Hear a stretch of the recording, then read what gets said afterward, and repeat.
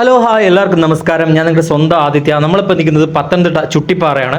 ചുട്ടിപ്പാറയുടെ ആദ്യത്തെ വ്ളോഗ് ഞാൻ പോസ്റ്റ് ചെയ്തിട്ടുണ്ടായിരുന്നു. ഇത് സെക്കൻഡ് പാർട്ടാണ്. അപ്പോൾ ആദ്യത്തെ വ്ളോഗ് കാണാത്തവർ അത് കണ്ടിട്ട് ഇതിലോട്ട് വരിക, അപ്പോൾ കാര്യങ്ങളൊക്കെ വ്യക്തമാവും. അപ്പോൾ നമ്മളിപ്പോൾ നിൽക്കുന്നത് പത്തനംതിട്ട ചുട്ടിപ്പാറയാണ്. ഇതിൻ്റെ മുകളിൽ വന്നു കഴിഞ്ഞാൽ പത്തനംതിട്ട മുഴുവൻ വ്യൂ നമുക്ക് ഇവിടുന്ന് കാണാൻ പറ്റും.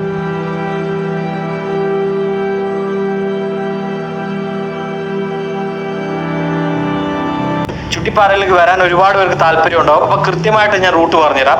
പത്തനംതിട്ട അബാ ജംഗ്ഷനിൽ നിന്നും സബ് ജയിലിലേക്ക് പോകുന്ന വഴി സബ് ജയിലിന്റെ തൊട്ടടുത്തായിട്ട് തന്നെ വലിയൊരു വൈറ്റ് ബിൽഡിംഗ് കാണാം. അതിന്റെ തൊട്ട് മുമ്പിലൂടെ വലിയൊരു റോഡ് കിടപ്പുണ്ട്. അതിലൂടെയാണ് നമ്മൾ ചുട്ടിപ്പാറയിലോട്ട് വരുന്നത്. പത്തനംതിട്ട കുമ്പഴ റൂട്ടിൽ അബാ ജംഗ്ഷനോട് അടുക്കുന്നതിന്റെ തൊട്ട് മുമ്പായിട്ടുള്ള ടേണിങ്ങിലൂടെ വന്നാലാണ് നമുക്കിവിടെ ചുട്ടിപ്പാറയിൽ എത്താൻ കഴിയുക. പത്തനംതിട്ട ജില്ല കേരളത്തിലെ മനോഹരമായ ജില്ലകളിൽ ഏറ്റവും മുൻപന്തിയിലാണ്. ഏറ്റവും കൂടുതൽ ശുദ്ധവായു ലഭിക്കുന്ന നാട്. പ്രസിദ്ധമായ അമ്പലങ്ങൾ കൊണ്ടും പ്രസിദ്ധമായ പള്ളികൾ കൊണ്ടും പേരും പെരുമയും വളർത്തിയ നാട്. ദൈവത്തിൻ്റെ സ്വന്തം നാട്. 1982 നവംബർ 1 തീയതിയാണ് പത്തനംതിട്ട ജില്ല രൂപീകരിക്കുന്നത്.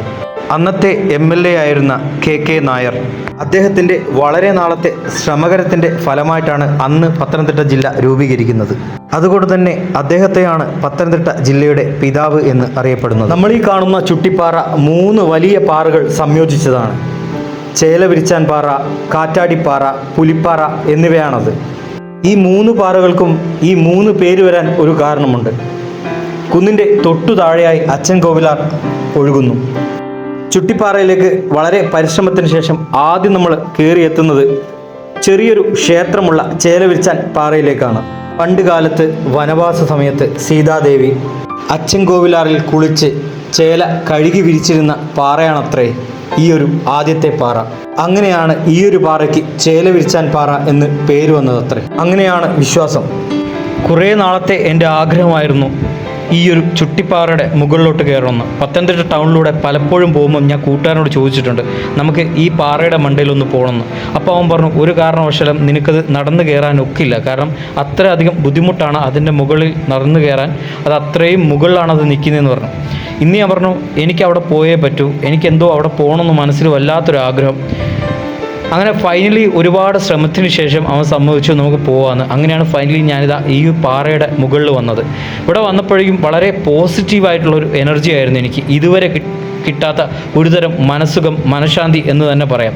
ജീവിതത്തിൽ ഒരിക്കലെങ്കിലും ഈ ഒരു പാറയുടെ മുകളിൽ നിങ്ങളെല്ലാവരും വന്നിരിക്കണം. അത്രയും നല്ല ബ്യൂട്ടിഫുൾ ആയിട്ടൊരു എക്സ്പീരിയൻസ് ആയിരിക്കും ഇവിടെ നിന്ന് നിങ്ങൾക്ക് ലഭിക്കാൻ പോകുന്നത്. ചേലവിരിച്ചാൻ പാറയിൽ ഒരു ക്ഷേത്രമുണ്ട്. വളരെ ചെറുതെങ്കിലും ഈ ക്ഷേത്രത്തിന് വലിയൊരു ഐതിഹ്യത്തിൻ്റെ കഥ പറയാനുണ്ട്. ഹിന്ദു പുരാണം രാമായണവുമായി ബന്ധപ്പെട്ട ക്ഷേത്രമാണിത്. രാമലക്ഷ്മണന്മാർ സീതാദേവിയുമൊത്ത് വനവാസ സമയത്ത് ഇവിടെ വസിച്ചിരുന്നുവെന്നും അവരന്ന് ആരാധിച്ചിരുന്ന ശിവലിംഗമാണ് ഈ ഒരു കൊച്ചു ക്ഷേത്രത്തിൽ പ്രതിഷ്ഠിച്ചതെന്നും വിശ്വസിച്ചു വരുന്നു. ഇതിൻ്റെ മുകളിലേക്ക് കയറി വരാൻ കുറച്ചധികം കഷ്ടപ്പാടുണ്ടെങ്കിലും കുറേ വീഡിയോയിൽ ഞാൻ പറയുന്ന കേട്ടു വളരെ എളുപ്പത്തിൽ കയറി വരാമെന്ന്. ഇല്ല, ഇവിടെ കയറി വരാൻ നല്ല ബുദ്ധിമുട്ടുണ്ട്. പക്ഷേ എത്ര കഷ്ടപ്പെട്ട് നമ്മളിവിടെ കയറി വന്നാലും ഒരു മനോഹരമായ കാഴ്ച തന്നെയാണ്. ഒരു ദൃശ്യവിസ്മയം തന്നെയാണ് ചുട്ടിപ്പാറ. ഫാമിലിയായിട്ടും ഫ്രണ്ട്സായിട്ടും ലവറുമായിട്ടൊക്കെ വന്നിരിക്കാൻ പറ്റിയ, സായാഹ്നങ്ങൾ ചിലവഴിക്കാൻ പറ്റിയ നല്ലൊരു മനോഹരമായ പ്ലേസ്. ഈ ഒരു സമയത്ത് വേണം ഇവിടെ വരാൻ. ഒന്നുകിൽ അതിരാവിലെ, ഇല്ലെങ്കിൽ വൈകുന്നേരം. സായാഹ്നങ്ങളിൽ ചുട്ടിപ്പാറ കാണാൻ അതിമനോഹരമായിരിക്കും. ചുറ്റോട് ചുറ്റും മഞ്ഞാൽ മൂടപ്പെടും. ഇത് 2ാമത്തെ പാറ. ഈ പാറയുടെ പേര് കാറ്റാടിപ്പാറ എന്നാണ്. പണ്ട് കാലത്ത് ഹനുമാൻ വസിച്ചിരുന്നു അത്രേ ഈ പാറയുടെ മുകളിൽ എന്നാണ് വിശ്വാസം. വായുപുത്രനാണ് ഹനുമാൻ.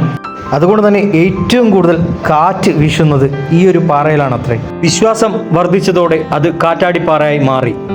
ഇവിടെ വന്നപ്പോൾ തന്നെ എനിക്ക് വളരെ പോസിറ്റീവായുള്ളൊരു എനർജി ആയിരുന്നു. ഒരിക്കലും ഈ ഒരു കുന്ന് കയറാൻ പറ്റുമെന്ന് ഞാൻ ഒരിക്കലും പ്രതീക്ഷിച്ചില്ല.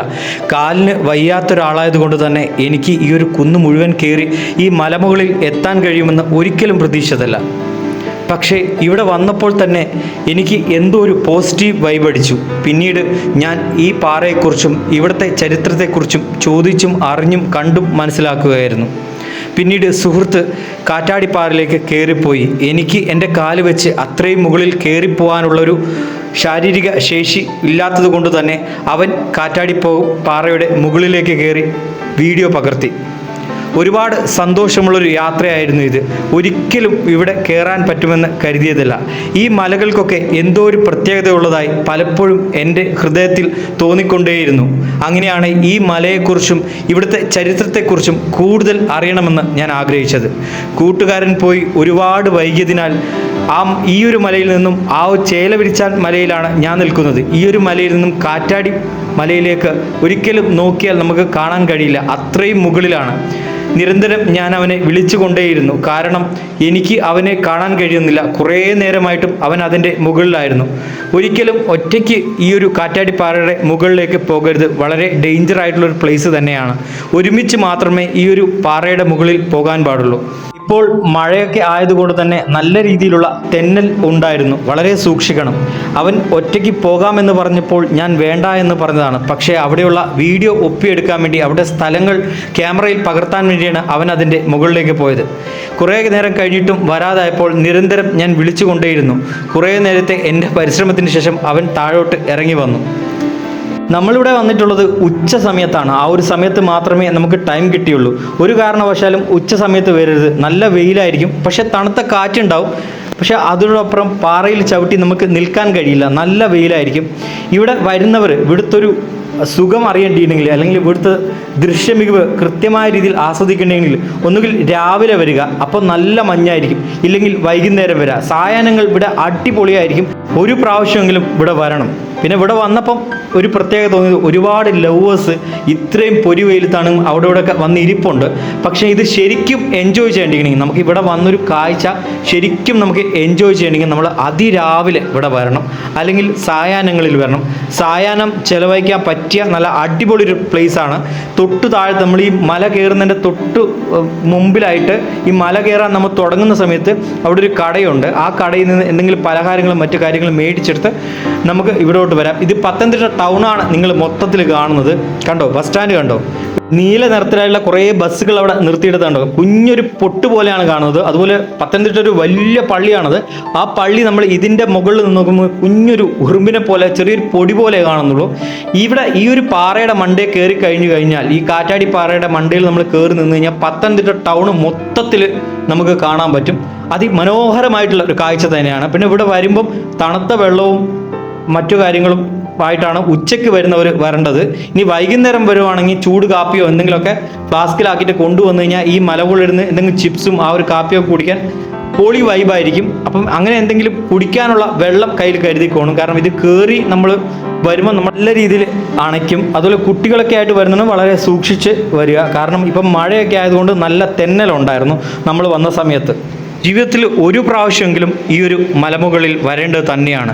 സൂപ്പർ അനുഭവമായിരിക്കും. ഇതാണ് നമ്മൾ പറഞ്ഞ മൂന്നാമത്തെ പാറ, പുലിപ്പാറ. പുലിപ്പാറയുടെ തൊട്ട് താഴെയായി വലിയൊരു ഗുഹയുണ്ട്. ഈ ഗുഹയ്ക്കകത്താണത്രേ സീതാദേവിയോടൊപ്പം വനവാസ സമയത്ത് രാമൻ വസിച്ചത് എന്നാണ് വിശ്വാസം. പാറയ്ക്കകത്ത് കല്ലുകൊണ്ട് പണിത ഒരു കട്ടിൽ നമുക്ക് കാണാം. ഇതാ നിങ്ങൾ കാണുന്നില്ലേ? അന്ന് അവർ കിടക്കാൻ ഉപയോഗിച്ച കട്ടിലാണ് അത് എന്നാണ് വിശ്വാസം. ഈ 3 പാറകളുമായി ബന്ധപ്പെട്ട് ഒരുപാട് ഐതിഹ്യങ്ങൾ ഉറങ്ങിക്കിടക്കുന്നുണ്ടെന്നാണ് വിശ്വാസം. എനിക്കറിയാവുന്ന കൊച്ചറിവിൽ നിന്നും ഞാൻ ചോദിച്ചും അറിഞ്ഞും മനസ്സിലാക്കിയ കാര്യങ്ങളാണ് നിങ്ങൾക്ക് പകർന്നു തന്നിരിക്കുന്നത്.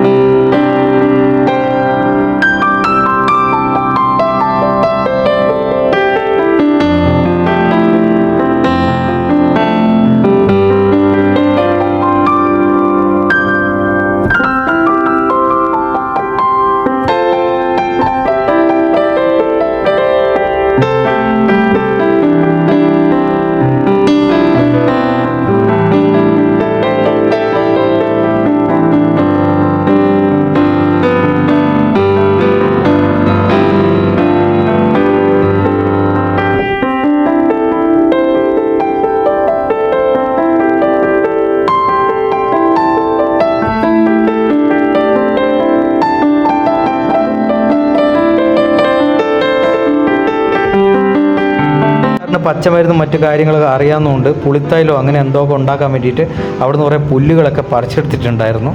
അപ്പോൾ ഫൈനലി നമ്മൾ തിരിച്ചു പോവുകയാണ്. അപ്പോൾ ഇന്നൊക്കെ ഇത്രയേ ഉള്ളൂ. വീഡിയോ ഇഷ്ടമായി നിങ്ങൾ എന്ത് ചെയ്യണം? നിങ്ങൾ ലൈക്ക് ചെയ്യണം, നിങ്ങളുടെ കൂട്ടുകാർക്കൊക്കെ ഷെയർ ചെയ്ത് കൊടുക്കണം, സപ്പോർട്ട് ചെയ്യണം. അപ്പോൾ ഈ ഒരു കാഴ്ച നിങ്ങൾക്ക് ഇഷ്ടപ്പെട്ടിട്ടുണ്ടാവുമെന്ന് ഞാൻ വിചാരിക്കുന്നു. ഇതിൻ്റെ മുകളിൽ കയറുന്ന ഫസ്റ്റ് പാർട്ട് വീഡിയോ ഞാൻ ഇന്നലെ പോസ്റ്റ് ചെയ്തിട്ടുണ്ടായിരുന്നു. അത് കാണാത്തവർ തീർച്ചയായിട്ടും അത് കയറി കാണാം. അതും സൂപ്പർ ഒരു അനുഭവം തന്നെ ആയിരിക്കും.